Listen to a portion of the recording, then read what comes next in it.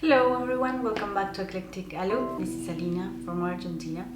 Today I'm answering questions that I received, so I have them all here and I'm going to answer them now. I will be translating because these are in Spanish and I got them in my Spanish speaking channel, which is Terapia Grupal, and so bear with me. One question is from Jordan Joshua, and he says, is it true that narcissists always come back? It's been a year and thank God that person hasn't contacted me. So, but I'm wondering, he says, if that person is going to contact me in the near future or in the future.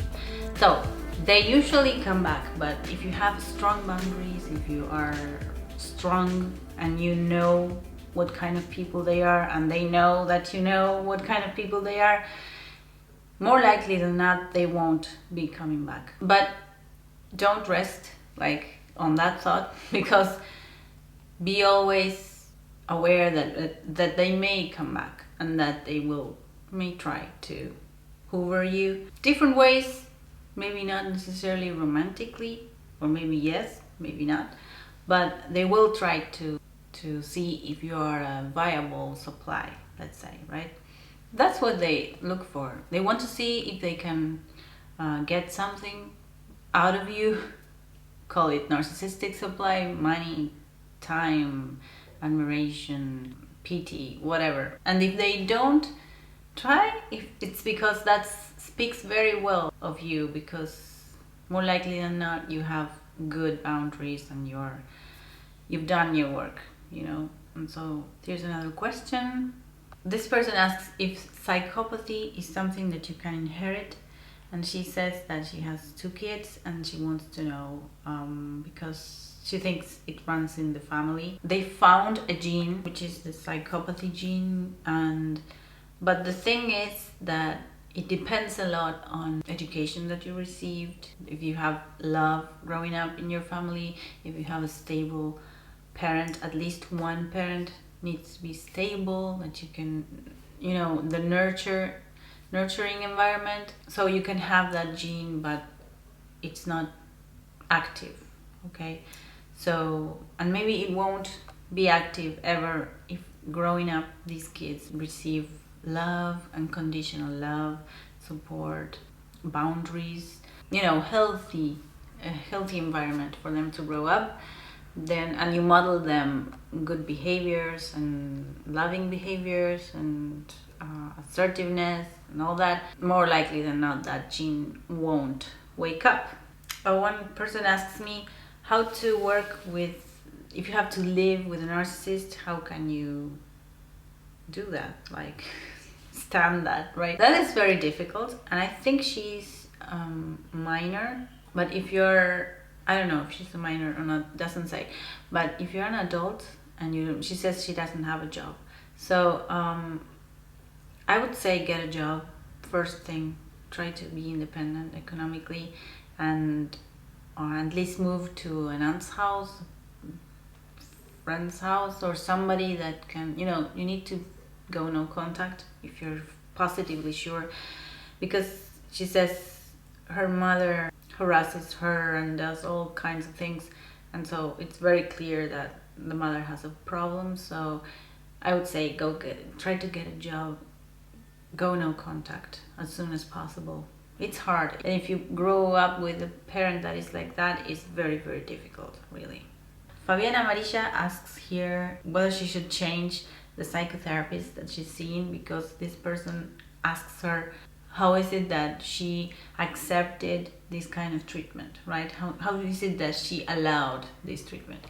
And I don't like that, I would say try to find another therapist, because that shows a clear misunderstanding of what narcissistic abuse is and of the dynamics that happen there.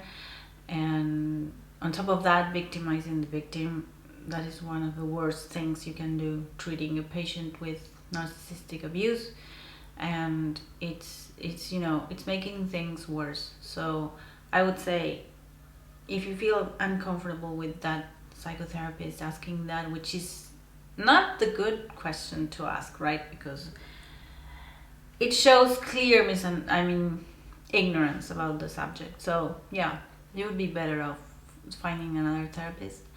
And yeah, please don't, therapists everywhere in the world, do not victimize the victim once again.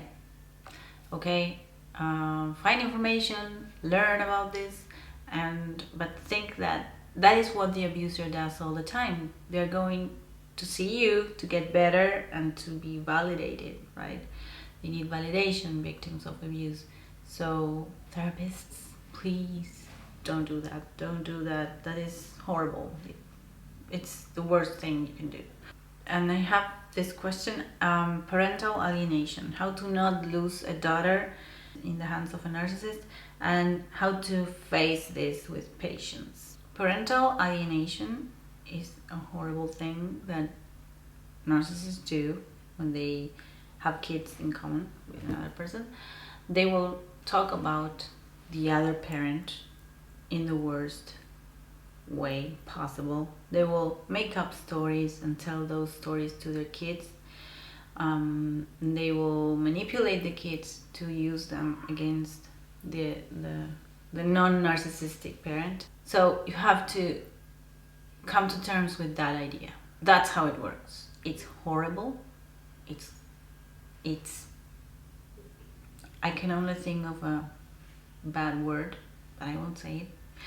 But it's totally twisted. There's one thing you can do, and that is don't do the same thing that they do, because you would be doing parental alienation, just like the abuser.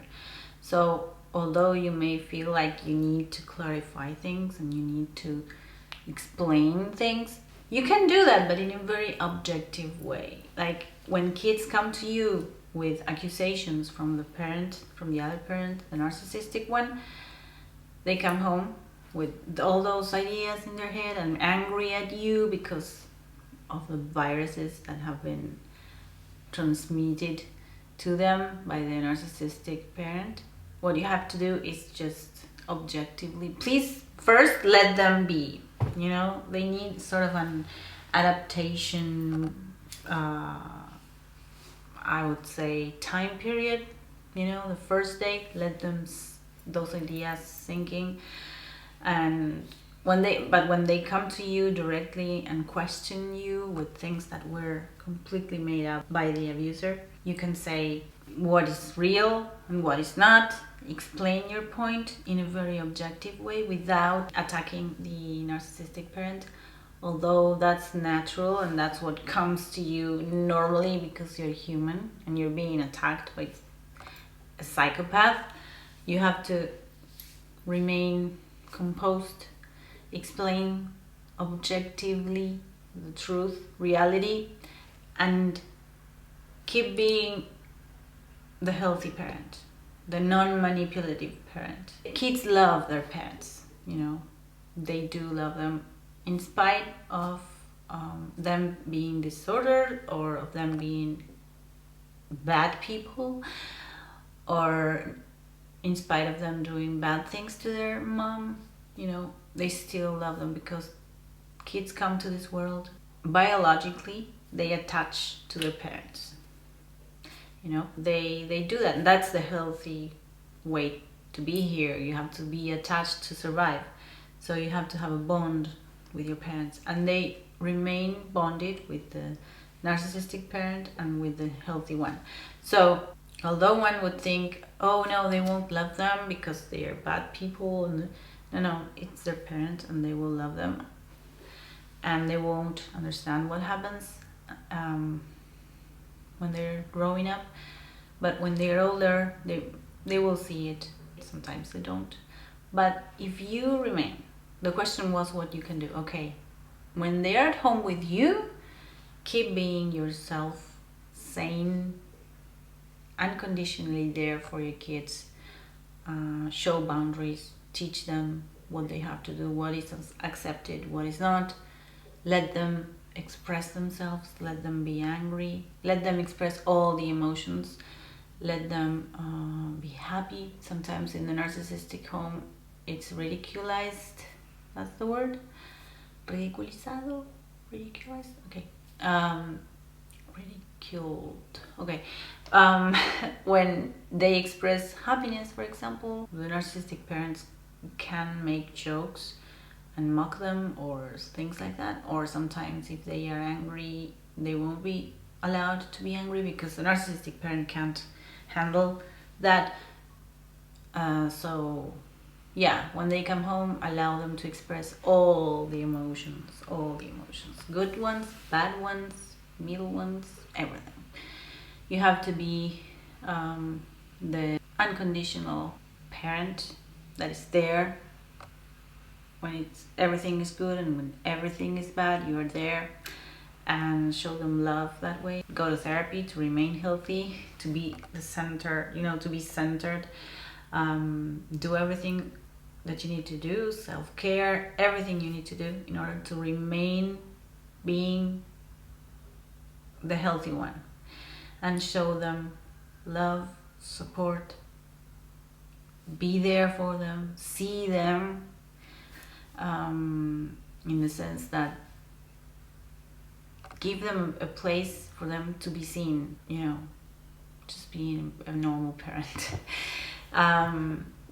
Do all the things that are healthy, because when they go to the other madhouse, everything is crazy. So at least when they're with you, remain the healthy parent. And to do that, will have to do a lot of things. Take care of yourself, self-care, exercise, go to therapy, eat healthy. You don't have the luxury to be partying or whatever. No, you don't have the luxury to do that. If you're a parent and you're co-parenting with a narcissistic person, you have to be in your best condition always, because the narcissistic parent will be coming at you, attacking you in all sorts of different ways, and you have to be centered. That's my answer. And you won't lose them if you show them with actions, because the narcissists talk and talk and talk, and they do different things. What they do is different from what they say. If you are coherent and congruent with what you say and do, they will appreciate that. Your kids, they will know. They will know which one is the healthy parent. They will know. So I have 2 or 3 questions that are similar. How to not overreact with a new romantic relationship and be triggered and all that. And my answer is go to therapy, deal with your triggers, deal with your flashbacks, with your CPTSD, know what your triggers are, understand what you went through, have your triggers very, very clear in your mind, and to be mindful, and you need to do yoga. That's why I always say that. You need to do yoga or Tai Chi or something that is in the moment, keeps you in the moment, so that when those things come up, you will identify them and know that it's not your new partner, it's you remembering stuff from your previous relationship. So you will benefit from knowing your triggers and from being aware of what makes you react. Well, okay, I think those are the questions for today. I will see you next week with a new video. Please subscribe to this channel if you haven't already, because I upload weekly videos. And if you have any questions, please write them down below. I will gladly answer them in a future video. And I will see you next week. Bye bye. Subscribe to this channel. Thank you.